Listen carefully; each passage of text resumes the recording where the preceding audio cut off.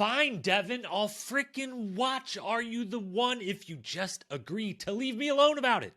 Plus, MTV is crushing the music game once again. Faysal, of all people, doesn't understand how polidicking works. Nany loses one partner but wins with another. Tori throws up on herself.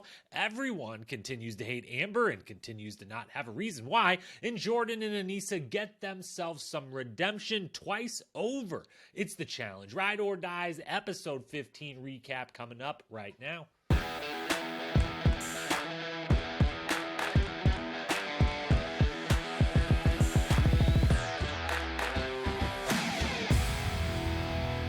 What up, my fellow challenge lovers? Welcome to The Challenge Historian, where we dive deep into all things MTV's The Challenge, past, present, or future. If it's happening in the challenge universe, then we are here to document it. I am your host and dedicated challenge historian, Jacob Hollabaugh. Thank you so very, very much for being here with me this evening to discuss not the penultimate, not the third to last, probably the fourth to last still episode of The Challenge, Ride or Dies. The season continues. We're back to the pairs format. We've done away with the redemption houses and Big Ken just sitting there waiting to get his chance to lose once again and ruin his sister's perfect record in the meantime. So, that's a lot to get to. Ride or Dies, that's what we're talking tonight. Before we do, quick programming reminders. This Friday, it was supposed to be Season 39 Fantasy Cast. That is getting bumped once again. First, it was delayed. Now it's bumped. Why? Because we know the cast of All Stars 4, or at least we know who left for filming. I haven't actually checked now that they've been there for a few days if we know exactly who got maybe left in quarantine as an alternate versus in the cast. But we essentially know the cast. So everyone's reacting to it as I have been myself. I've got a lot of thoughts. I've got a lot of opinions. I'm going to do a quick All Stars 4 cast reveal reactions, more or less. And because that's a little more pressing time-wise, that's coming up on this Friday. We'll bump the Season 39 Fantasy Cast since that isn't exactly time pressing. We'll bump that to next week. So if you're someone who doesn't even like hearing casting spoilers, which, you know, I get it, I understand, but as someone who's very against spoilers, you all know I'm very interested in casting ones. Those are always good to know. So if you, for any reason, are like, I don't want to know who went to film All Stars 4, then I guess skip Friday's podcast, although it would be nice if you still went on the app, hit the download button, something like that. That would be cool. But if you don't want to listen because you don't want to hear who's there, which people have made the cast, I understand. That's okay. Skip right through that one. But that will be on Friday. Next week, we'll have Ride or Dies again on Wednesday. We'll do that Season 39 Fantasy Cast next Friday, a week from this Friday then, and bump it to there. So that's what's coming up. As for tonight, we've got Ride or Dies, episode 15. Big episode as far as things that happened, teams eliminated, all that good stuff. As far as the grade of the episode, a little bit but we'll talk about that. Let's dive in. Jumping right into the storylines for the episode. This is one of those episodes very easy to just walk through the episode section by section. When we get an elimination to open, an elimination to end, a daily challenge that takes up almost all the middle, there's no real other way to do it. The storylines are the competition itself. So we start with the not so fast elimination, and I start with a brief mea culpa. I came on this podcast last week after watching the next week on one time, and for some reason, what I saw wasn't actually what I then saw again later. The box they were using for Not So Fast was nowhere near as small as I thought, which, by the way, though, would have been great. Would be great. You should do that, challenge producers, if you're out there listening. Make it even smaller. Make it even weirder and harder to do. I believe one time we did see them do Not So Fast, but through a car. Kyle versus Josh, I want to say. Maybe Total Madness, that's ringing a bell. I think that sounds about right. So they've done different shapes and everything before, but I thought the glimpse we got of it, that this was a much smaller contraption, which is why I also predicted Kenny and Casey would dominate. Not the case. So mea culpa on my part, but great idea for the future. Tiny box, Not So Fast. I think that would be kind of interesting if it's still partners. Anyways, how did Casey and Kenny do so bad? They did really bad. And with Not So Fast, it's really hard sometimes to tell who does really good, who does really bad, other than just who ends up winning in the end and how close did they get or not. but you can tell when someone does it on the extremes, especially on the extreme bad side. And when these two teams were done with the first round of this, like Casey and Kenny didn't do anything at all. There was very little to undo, and there was a lot of work being done in the editing room to make this seem a little bit close, and to at first try to pin it on like, oh my God, are Jordan and Aneesa gonna lose? And it's like, I don't know. Are you watching the footage I'm watching? Like, you can give me all the confessionals of other people talking about it that you want to. I don't see any way this is going any other way than a very dominant victory for Aneesa and Jordan, which is what it turns out to being.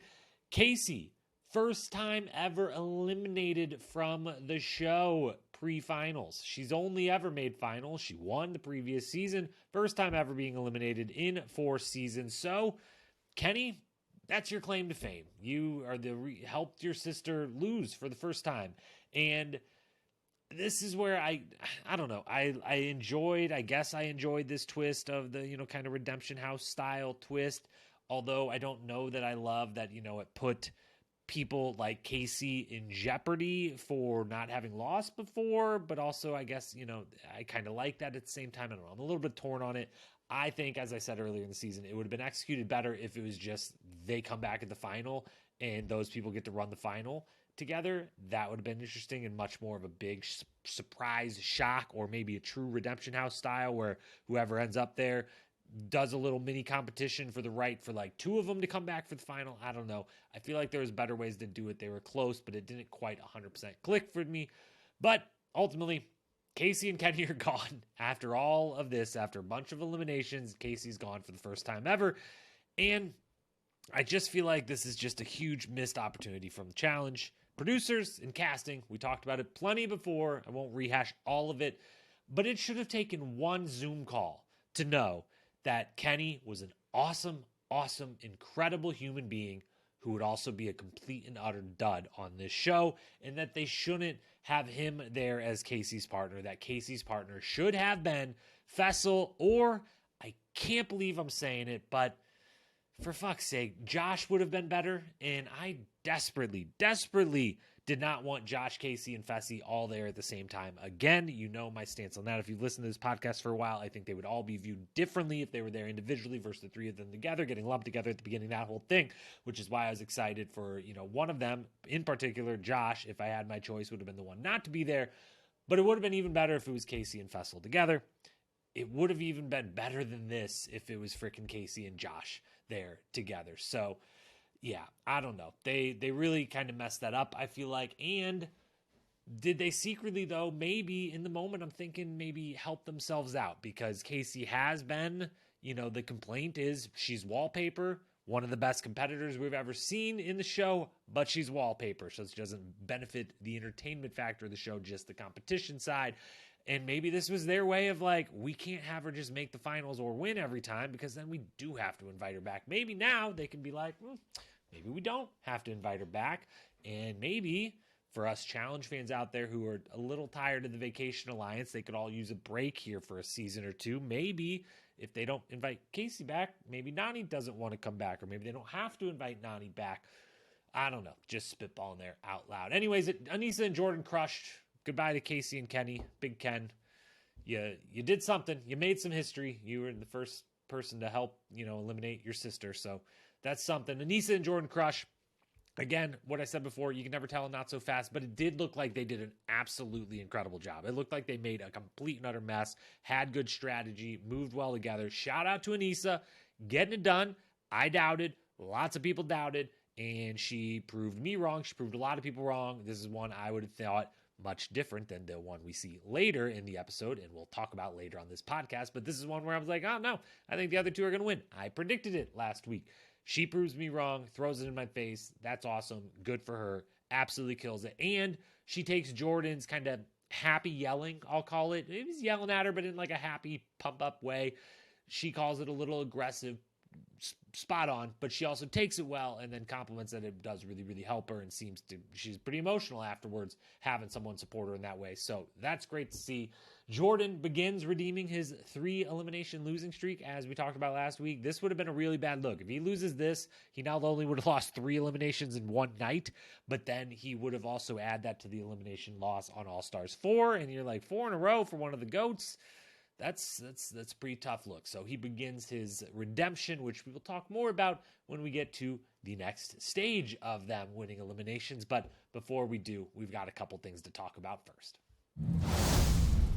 There's really nothing of consequence in the brief house segment. Nany's super sad that Casey is gone. The goodbye between them was really heartfelt and emotional and, tugged at the heartstrings a little bit, but it is what it is. And then they get back to the house and Bananas knows like, I can play this up for the cameras, continue to do, try to do my version of the Jordan redemption here. Like, look at how good of a friend I am to a female friend of mine. And, I believe it's both genuine and he's got the type of brain that could never turn off the show side of things, what it's going to look like, what it's going to do for possibly do or could do for his reputation or anything like that. So while I believe it's genuine, it's also, those things are mixed together no matter what. You can't tell me otherwise. So nothing real interesting. We'll go to the daily challenge where we will be talking about Bananas and Nany because they eventually win. This daily challenge, we've seen it on Challenge Australia. If you watch Challenge Australia, I'm not going to do my big plea for you to watch, although there's a small chance, but not a 0% chance that we may be talking to someone from that season soon enough. Let's fingers crossed. Hope that does happen. But either way, you should watch it. I said I wasn't going to say it, but now I'll say it. You should go watch it. The links are available out there online. We've seen this challenge on Challenge Australia. It was fun then. It's fun now. It's really, really good. It's a good use of if they want to have all the props, if they want to have the explosions, if they want to have the cars. Well, this is at least a pretty well-designed, kind of fun, super silly, and also very dangerous, of all things, daily challenge, which is maybe the one thing I would try to maybe remove a little bit. This seems really freaking dangerous, which I'm okay with, I guess, in the end of it. Like, they've done plenty of dangerous things before. They got to put their bodies on the line a little bit. You can't remove every bit of danger from it. I mean, they do hall brawls, so let's be honest, this isn't too bad. But I'm kind of surprised no one got a wrist or an ankle or they're wearing helmets, which thank goodness, but still maybe even like a head injury or whatever. Like, they're getting thrown around, and a couple of these teams don't do very well with the getting thrown around. Like, they let themselves, Amber and Chauncey in particular, like Amber gets thrown around in this thing. She does not find a way to memorize the course or find the balance against the wall, anything like that. They get messed up. I'm surprised no one got hurt on this or on Australia, but I'm not surprised that unlike on Australia where no one threw up, someone does here. And I've got to ask the question. I hope everyone had this question on their mind. The moment Chauncey starts to throw up a little bit, I'm immediately like, one, are they showing this in order? Did Chauncey and Amber really go first? Which I think they did. But no matter what order they went in, not both of the people that threw up couldn't have went last, which means, did they clean this thing beforehand? How thoroughly did they clean? Did they take all 100 balls out and spray all 100 down? How long did that take? That must have been a long break while they're sitting there waiting. And like, Chauncey, man, come on. Really? You had to throw up? We got like an extra hour of being here? Or was everyone kind of digging around in a little bit of extra Chauncey throw up and a lot of bit of Tori throw up? Because holy cow, Chauncey's was like small. He was kind of like, choked it down, spit up a little bit of it from what we could see. Tori, full-blown throw up as if she was eating a bunch of maggot, bugs, blood, whatever they normally are eating these days on the show and getting those throw-ups. Like, this was a full-blown throw-up. It was a lot. And assuming they didn't go last, which we didn't see them, it wasn't shown as if they went last, so maybe they did, who knows. That was a pretty big cleanup before anyone else got in there, and I would love to hear from what I'm sure we will hear, possibly from maybe Tori herself on the official challenge pod, about what that situation was actually like and what they actually did about that situation. Also, that I want to know. I so badly want to know the scores and the times. I say it all the time, but these are the types of ones where it really, really matters. You can do the hidden stuff and then give the results. That makes some suspense. That's fun. But why? How hard is it when you say the results? In this moment, when you say, one team win above all, we do the commercial break. Who's going to win? I don't know. They didn't show Olivia and Horacio. They didn't show Bananas and Nany's score. It's one of those two. You say Bananas and Nany, and then boom, up on the screen, a little graphic. Here's how everyone did in the order they did. that would be really nice. It would be really, really helpful because I feel like they don't do it so they can make it act like it was closer, make it a little more suspenseful, but I'm okay with you lying to me for a second if you then show me the results.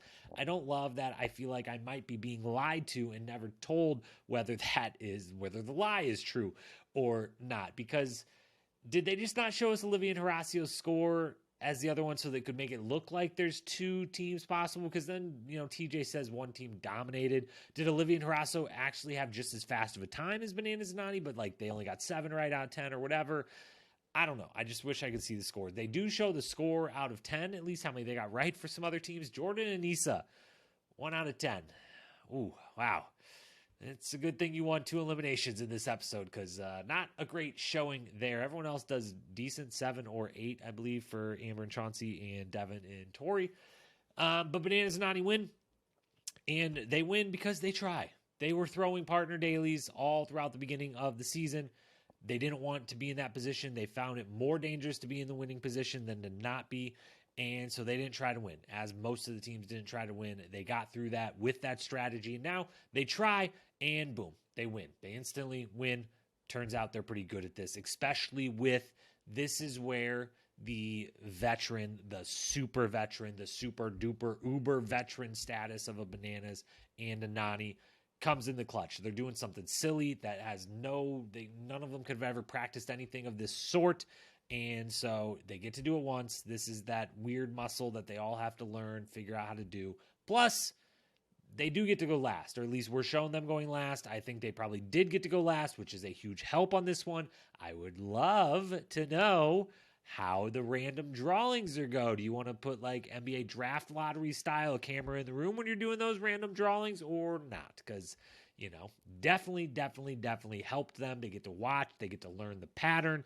They get to think about and talk about for honestly probably freaking couple hours at least before they have to go of like, how do we do this in there? What's the strategy? Is one person looking? Is one person bracing? What's going on? So super duper helps them. They get the win. They get the power, and we head back to the house. Back at the house, 2 things of consequence happen. Bananas and Nany pick Faysal and Mariah to save. We'll touch on that a little bit later during the awards because something very funny and comical and wonderful happened out of that. That is up for best moment. So we'll just skip right to the only real thing then of consequence, more or less, that happens, which is Amber and Chauncey basically volunteered to go in, to be the choice so the Bananas and Nany don't have to make it. And everyone proceeds to completely and utterly shit on them and make fun of them and call them like fake noble people or whatever. And I don't get it. We'll get to that momentarily. First, we do have to deal with the fact that they made a horrible decision. What are you doing? What are you doing? Okay. They should not say that they're willing to go in, which they said they were willing to go in. They kind of like worded it as that, and then it slowly morphed during their conversation into like, I guess we're going in, and like they never really say outright like, pick us, we volunteer, it's cool, I don't think, but they were like, we're willing to go in, it's fine. Don't say any of that. Don't say any of that. Why? Just say, it's this easy. Walk in the room and say, hey, I get that it's one of the 2 of us. You're not going to pick the 2 teams you're working with and veterans and all that. Got it. Pick the rookie pair. We know that means 67% chance that we're going in versus them, and that's fine. We'll take them out for you. Everyone's thrown them in over and over and over. We'll finally take them out. Also, if we pull the safe dagger, though, if you save us, here's what we can offer you. If you pick Olivia and Horacio, and we do pull the safe dagger, which I know you don't want us to, but it could happen, 33% chance, who do you want us to save? You can pick. Whichever one you want us to do, that can be your extra level of contingency. That's all you got to say to them. It's not that hard. The strategy's not that hard here, and I think you could convincingly get them to say, there's no real difference for us in throwing in Olivia and Horacio or Amber and Chauncey. So if one of us makes a little bit of an offer, a little bit of an effort, maybe we go with them, and they don't do that. So that's super dumb of them. I don't get it. I don't understand it. But also, why the fuck does everyone hate Amber? Again, we've had this discussion. I've had this discussion with myself and with you plenty of times this season. I've had it in previous seasons. I'm not going to rehash the whole thing. But one by one, everyone calls her and Chauncey like stupid and fake noble and selfish, and that, you know, Devin's like, they're playing checkers. This is a selfish thing to better themselves in the game. And it's like, no, it's a really dumb thing. And it's fine for you to be like, these motherfuckers are dumb. Like, what are you doing? Like, dumb, dumb, dumb, dumb, dumb. And it's fine for, you know, Olivia and Horacio to be like, these people are great. Thanks. Thank you. Well, I don't know why you're doing it, but thanks. Great idea, guys. But like, why is it just an instant like, oh, Amber did something dumb, which again, she did something dumb, but it benefits all of us that she did this dumb thing. Why is this just an instant cue of pile on Amber? Why is that always the thing to do? And I don't think we're ever going to know, because I don't think there is an answer, except for maybe just pure straight up, everyone's jealous that she won a rookie season, and that she did so because she got to be paired with Darrell for a while and then CT in a final. Plain and simple. Throw in then, she's hot, she's kind of fun, she's kind, a good person, and yeah, roll all that together. This good-looking, fun, awesome, like nice human being got to be with Darrell and then CT and win her rookie year, and we all decide we hate her now. And so I don't know. Until someone gives me a legitimate answer, that's what I'm going with. That's what I'm rolling with, and you can't really tell me different, because I don't think anyone's ever going to give us any other answer. So, Amber and Chauncey, you did a horribly dumb thing, real dumb decision, super duper stupid, but also the silver lining of all this, I guess, is now they're gone, and so I don't have to watch these people hate on her and by proxy him for seemingly no reason. And I guess now's the time to go talk to the elimination, because the next things I want to say have to do with them actually leaving. So let's keep it moving. We get to the elimination, and if one massive strategic screw up wasn't enough for the episode, here come the rookies to add in another one. Olivia and Horacio pick the safe dagger, and then they completely and utterly fuck up by saving Tori and Devin instead of Aneesa and Jordan. Here's why. Well, the first and the obvious, as much as Aneesa balled out this episode, proved my ass and a lot of your asses wrong with how well she did in the not so fast elimination, we also know that while there is endurance involved in that elimination, there's also strength and teamwork and veteran savvy and strategy, all things which she has. The only thing we've ever held against Aneesa, I shouldn't say we, like everyone listening has the exact same opinions as me, that I ever have, and that a lot of challenge fans seem to, is we don't think you're going to win a final because we don't think you can do the endurance part of the final. So, if we all think that, the players, we know a lot of the players think that as well, which is why, fair or not, Olivia and Horacio, Horacio, you and Jordan are friends, supposedly, like super good buddies or whatever now. And so, yeah, they've thrown you in or whatever, but like, who cares?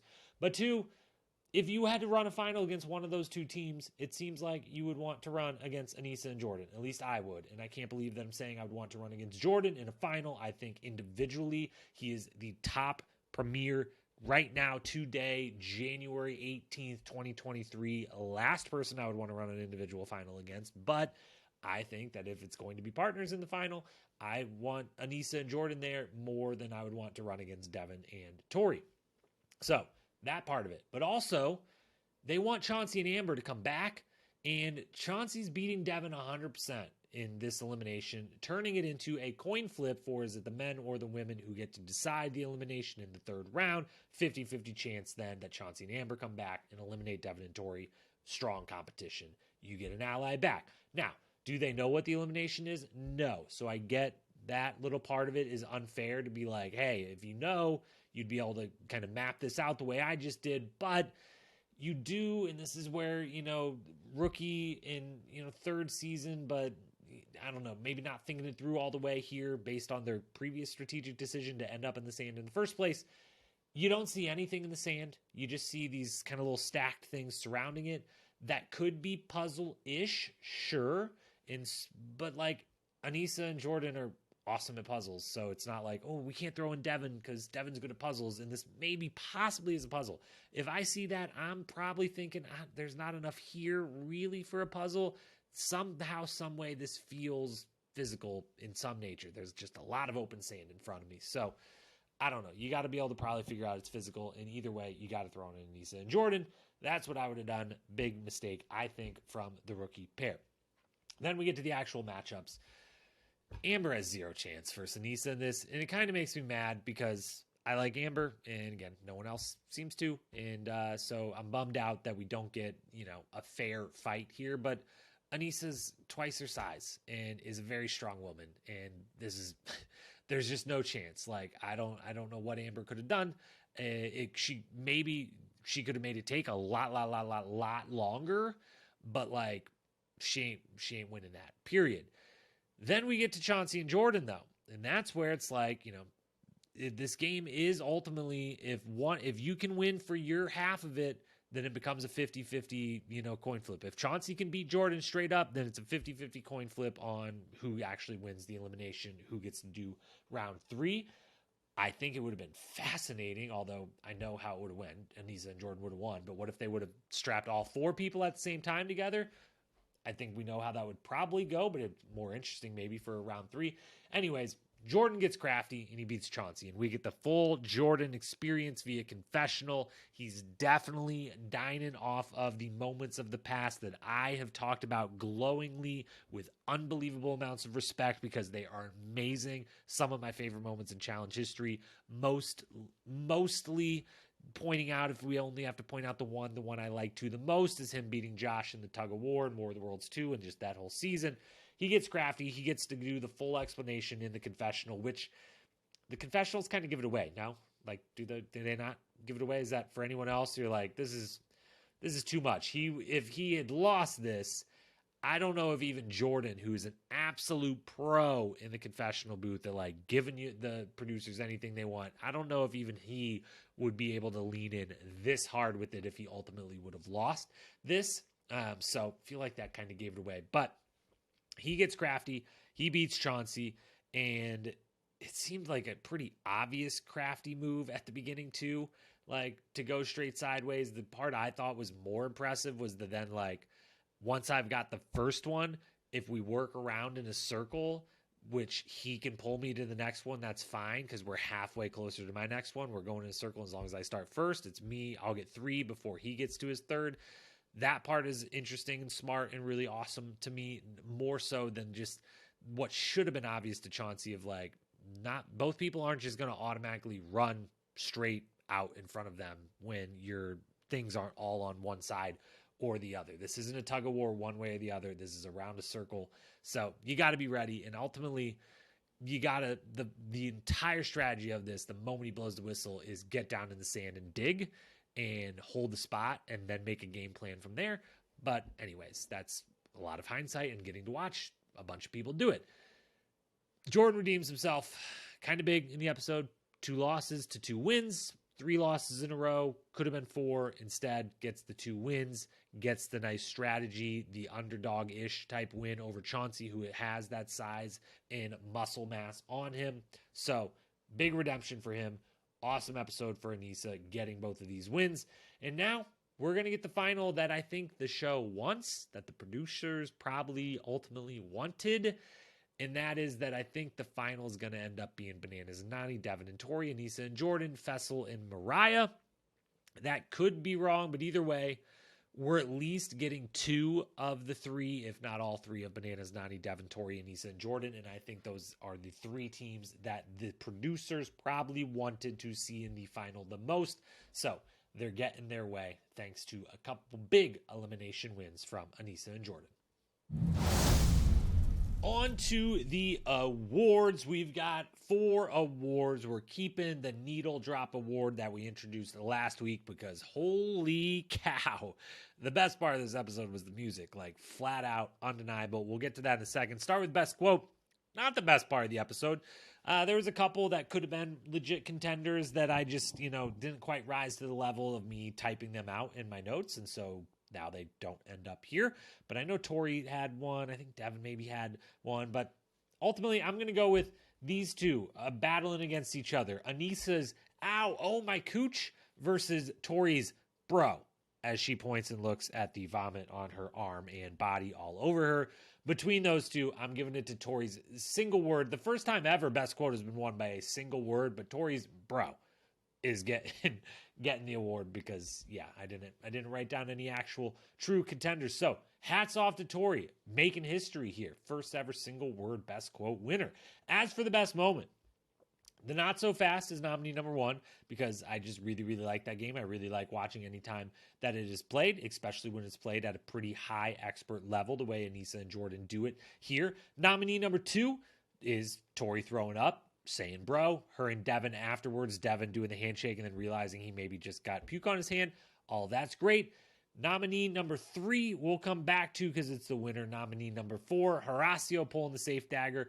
I just really liked that moment of, I had a little bit of like, oh, now I don't know who the matchup is. This is exciting for a second. And then they make the wrong move, but still got a moment of excitement out of me. Gets a nominee here. And then Jordan versus Chauncey was a really good battle, really fun, really interesting. Liked watching that a lot. But the third nominee that I skipped over, and that is the winner, is the moment where Faysal thinks that his game is the reason that saved he and Mariah just kind of looks at him like, yeah, sure, buddy.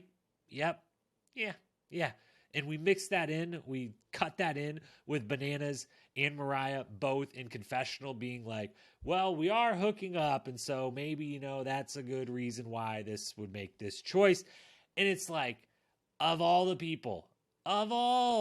people in the challenge house, the one who's been doing maybe not always polidicking, but the second half of that word is apt to Fessy's life in the challenge house in recent seasons.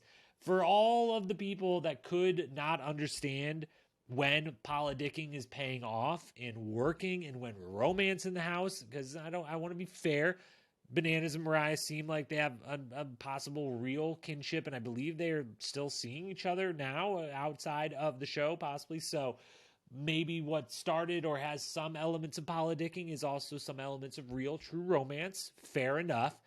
But for Faysal to just be oblivious to that is he is rightfully being ridiculed on the social channels because, buddy, Bananas picked you for that reason. Nany may have led that entire deliberation off with, we're doing this because it's the best choice for our game, which I think it actually is because, as they point out, Devin and Tori, Aneesa and Jordan, those two are locked in. Bananas and Nany would do well to, now that Casey is gone, kind of lock in a like, who wants to be our number one? Who wants to make us their number one? And Fessy and Mariah have won some dailies, are looking like, that gives you good odds one of the two of them would win next week. So there is some strategy involved, but there's some polidicking involved, let's be honest. And so I just loved that moment. And I knew it wouldn't go unnoticed by all of the haters out there. And this is why this guy's good for the show. You love to hate on him. He's a good villain. It's great to make fun of someone in the episode. And here we are. So good job, Mariah, getting you guys saved, and good job, Fessy, thinking that it was all because of your loyalty or something.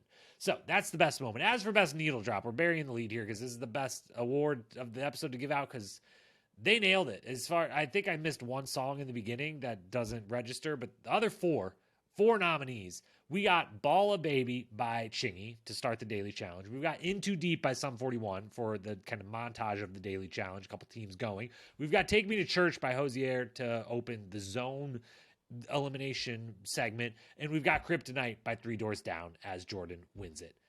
Insane. Incredible.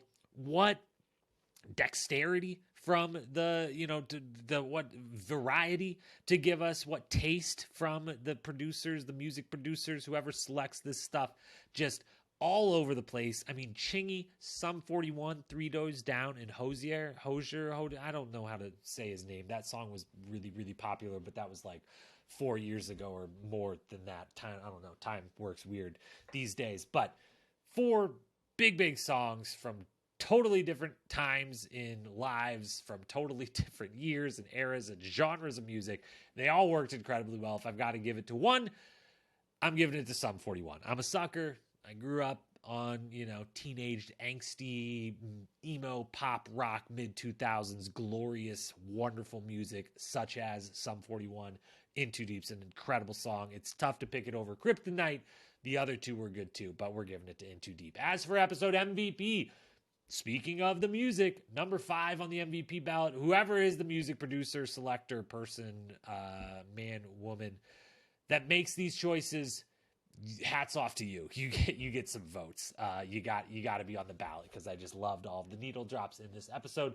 Number 4 is Amber. Number 3 is Olivia. Number 2 is Aneesa. The MVP of the episode is Jordan. It's hard to separate Aneesa and Jordan in this episode, but I feel like there was a little more on the line for Jordan, and I feel like there was a little more, I was just getting a little more in entertainment value. So if we're splitting hairs here, I give it to Jordan over Aneesa, but really it's a joint victory between them. Olivia, as always, is doing what Olivia does, finding a way to inject herself in an appropriate manner and doing so very entertaining into an episode that ultimately really isn't have any storylines that have to do with her. She's just a freaking star, man. Just so good at this, absolute A+ star. And then Amber as well, of course, has to be on the list. Big episode for her, even in a losing effort, even with everyone hating on her. But ultimately, I give the nod to Jordan. He doesn't go down in flames. The legacy was on the line. He stepped up and he re-secured his place. He kept it away from a 4-game losing streak in eliminations, and instead he gets 2 back-to-back wins. He does so in impressive fashion. Jordan's the MVP. To the power rankings and predictions we go to close it out. On the power rankings side, only 5 teams left here. We've got no changes in the top 3. We're giving it to Bananas and Nany at number 1 still, even though it looks like they're going to be targeted next week, possibly. More on that in a moment. Devin and Tori, number 2. Faysal and Mariah, number 3. I think it's got to be one of those 3 teams. One of those 3 teams is winning. I don't think Jordan and Aneesa can beat those teams in a final, and I don't think Olivia and Horacio, who I have in 5th, can beat those teams in a final. I may be wrong. And, as much as I've been, one of the bigger proponents of, Aneesa should do All-Stars, not the flagship, it would be pretty cool if her and Jordan did pull this off and get the win, and it would validate her, having been on these last 3, 4, 5, whatever seasons where we felt like, maybe All-Stars is more your element because you're definitely an OG legendary All-Star. Like you check all the boxes to be on that show. So maybe, possibly, we'll see. She's got as good of a partner as she could have to make that happen. But I really think this is a 3-team race. And so the top 3 stay where they are. As for predictions, I took a hit on the preseason predictions. Chauncey and Amber are gone. So of my 5 teams I thought would make the final, I've only got 2 left. Bananas and Nany, Tori and Devin. My winners pick Tori and Devin are still there, though. And in my now 6th season of covering this show for this podcast, I have never correctly predicted a winner.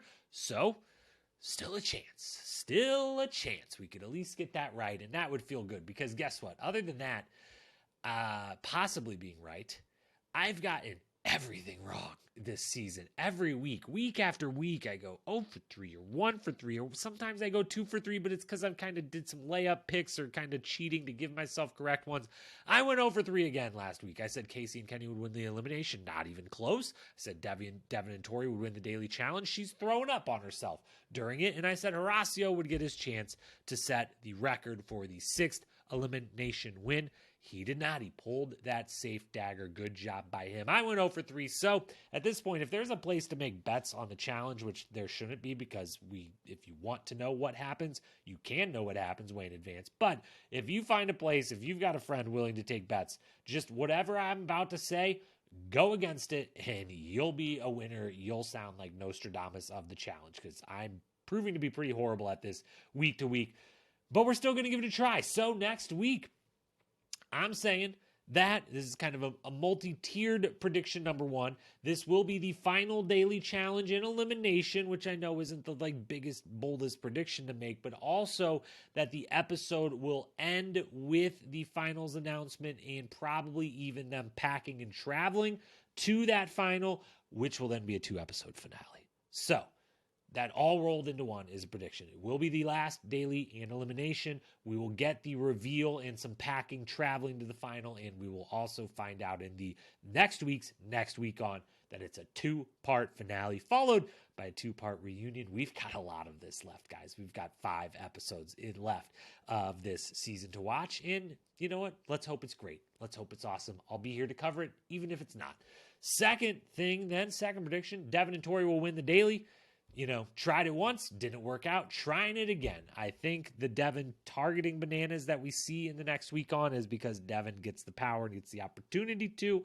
Could be wrong. That would be them giving a lot away in that, but maybe at this point it's hard not to give something away. There's only 5 teams left. So I think they win the daily, and I think in the elimination we get Bananas and Nany versus Faysal and Mariah. I don't know what the elimination will be at this point. We've seen all of the classics. We've seen all of the kind of obvious choices.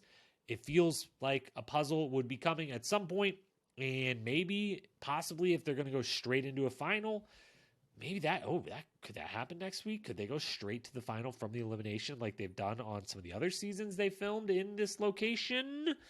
I don't know, but that's who I think the daily match. That's who I think the elimination matchup is. That's who I think wins the daily.